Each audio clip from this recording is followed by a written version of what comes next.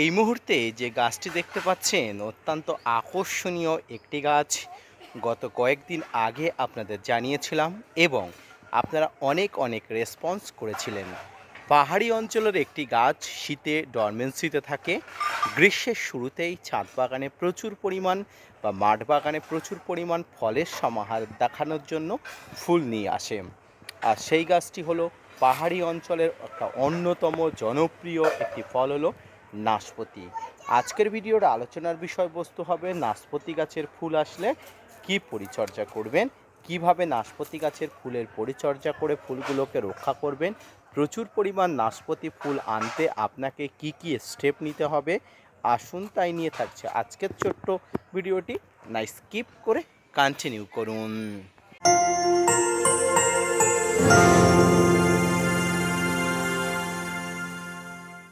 প্রিয় দর্শক এবং শ্রোতা বন্ধুরা, দেশ এবং দেশের বাইরে থেকে যেখান থেকে আজকে আমার ভিডিওটি কন্টিনিউ করেছেন, প্রত্যেককে নমস্কার, সালাম আদাব জানিয়ে আজকের ছোট্ট উপস্থাপনাটি শুরু করছি। একটি ভিডিওতে আমি বলেছিলাম আমার পাহাড়ি অঞ্চলের একটি নাশপাতি গাছ, যেটি সাধারণত ফল বা ফুলের দেখা আমরা পাই না। অনেক কষ্ট করে অনেক চেষ্টা করে কিন্তু ফুলের দেখা পেতে হয়। এই গাছ থেকে ফুল আমি পেয়েছি, ফল পাবো কিনা তার কোনো গ্যারান্টি নেই, তবে গাছটি যে সফলভাবে আমি রোপণ করে পরিচর্যা করে ফুল আনতে পেরেছি এটাই আমার কাছে অনেক। প্রথমেই বলি, আপনারা যারা নাশপাতি গাছ কিনবেন, ভালো মানের নাশপাতি গাছ আপনি কিনবেন, দেখবেন প্রচুর পরিমাণ পরিচর্যা করার ফলে আপনার গাছে খুব ফল ফুল আসবে। তো এই ফুল আসতে গেলে আপনার দরকার গাছের সঠিক ম্যাচুরিটি অর্থাৎ গাছের বয়স 2 বছর বয়সী। 2 বছর বয়সী না হলে আপনি ছাদ বাগানের কোনো গাছে ফুল আনতে পারবেন না, বা ফুল আনলেও ফলগুলো ঝরে পড়বে। এই গাছটি দেখতে পাচ্ছেন, গাছটির বয়স 2 বছর এবং 2 বছর পরিপূর্ণ হবার পরপরই কিন্তু গাছটি উপহারস্বরূপ আমাকে কিন্তু ফুলের দেখা দিয়েছে।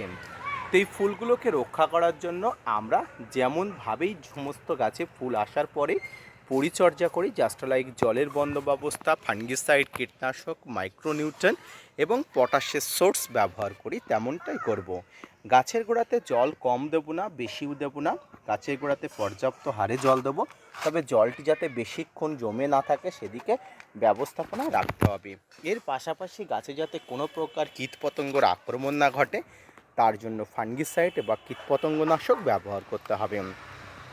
এই সমস্ত এই যে ছোট ছোট গুটিগুলো আসছে, এই গুটিগুলো যাতে খুব ভালোভাবে পরিস্ফুট হয় বা খুব ভালোভাবে ফুটে ওঠে তার সমস্ত ব্যবস্থাপনা কিন্তু করতে হবে নাশপাতি গাছে। ফুলগুলো যাতে সঠিকভাবে ফুটে ওঠে এবং রেণু উৎপাদন হয় তার জন্য আপনাকে মাইক্রোনিউট্রেন বা অনুখাদ্য ব্যবহার করতে হবে। ওয়াটার সলিউবল 20% বোরন এবং পটাশ 0050 বা মিউরেট অফ পটাশ অর্থাৎ লাল পটাশ এক্ষেত্রে অত্যন্ত গুরুত্বপূর্ণ ভূমিকা গ্রহণ করে। ওয়াটার সলিউবল জলে গোলা যে বোরনটি আছে সেটি 1 লিটারে 1 গ্রাম নিয়ে অবশ্যই ব্যবহার করবেন ছাদ বাগানের নাশপাতি গাছের ফুলের উপরে।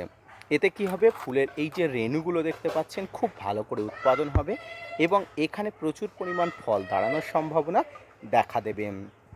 প্রিয় দর্শক, এরপরে আপনি যেটা করবেন, গাছের ফল যাতে ড্রপ অর্থাৎ ঝরে না পড়ে তার জন্য আপনাকে ব্যবহার করতে হবে 0050 অর্থাৎ সালফেট অফ পটাশ। এই সালফেট অফ পটাশ আপনাকে অবশ্যই খুব ভালোভাবে ব্যবহার করতে হবে প্রতি 7 দিন অন্তর অন্তর। প্রতি 7 দিন অন্তর অন্তর আপনি অবশ্যই ব্যবহার করবেন, কারণ এই সময় গাছে প্রচুর পরিমাণ পটাশের সোর্স থাকে এবং পটাশ অবশ্যই ছাদ বাগানের কাছে খুব দরকারি। তাই আপনাকে কিন্তু পটাশ সার ব্যবহার করতে হবে। আর এর জন্য আপনাকে পটাশের সোর্স হিসাবে মিউরেট অফ পটাশ অথবা সালফেট অফ পটাশ ব্যবহার করতে হবে।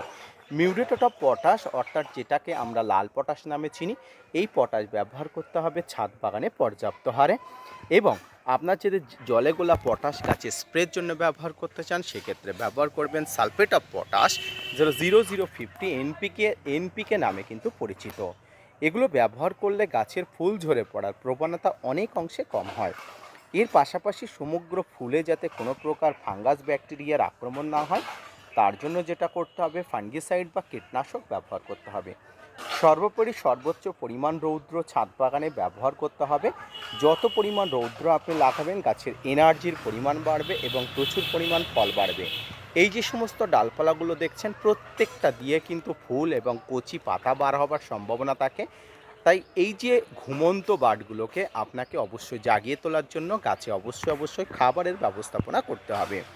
মিশ্র খাবার অবশ্যই অনিবার্য কারণবশত গাছে দিতে হবে, তবে সমস্ত মিশ্র খাবার যে দিবেন তার মধ্যে অবশ্যই নাইট্রোজেনের পরিমাণ কম রেখে ফসফরাস এবং পটাশের পরিমাণ বেশি রাখবেন। ফসফরাস এবং পটাশ সব খাবারের জন্য, সব গাছের জন্য, স্বাস্থ্যের জন্য জরুরি। তাই এটিও পর্যাপ্ত হারে ব্যবহার করতে হবে আপনার ছাদ বাগানে। যে কোনো গাছের ফুল ইনক্লুডেড সমস্ত গাছের, এর মধ্যে নাশপাতি গাছের ফুলগুলো অন্যতম। প্রিয় দর্শক, আপনি অবশ্যই বুঝতে পেরেছেন নাশপাতি গাছের পরিচর্যা সম্পর্কে। আজকের ভিডিওটি দেখে যদি আপনি অবশ্যই বুঝতে পারেন, তাহলে অবশ্যই gardener tips with Kamal YouTube চ্যানেলকে সাপোর্ট দিবেন, ভিডিওটি শেয়ার করবেন এবং অবশ্যই আমার চ্যানেলের সঙ্গে জুড়ে থাকবেন। প্রতিনিয়ত বা পর্যাপ্ত হারে আমি প্রত্যেক দিন নতুন ভিডিও দেবো এবং নতুন গাছের সম্পর্কে আপডেট দেবো। আজকের ভিডিওটি এই পর্যন্ত। আশা করি বুঝতে পেরেছেন, আশা করি বোঝাতে পেরেছি। যদি বুঝতে পারেন, যদি বোঝাতে পারি, তাহলে অবশ্যই gardener tips with Kamal YouTube চ্যানেলকে সাপোর্ট দিয়ে ভিডিওটি শেয়ার করতে ভুলবেন না। ধন্যবাদ।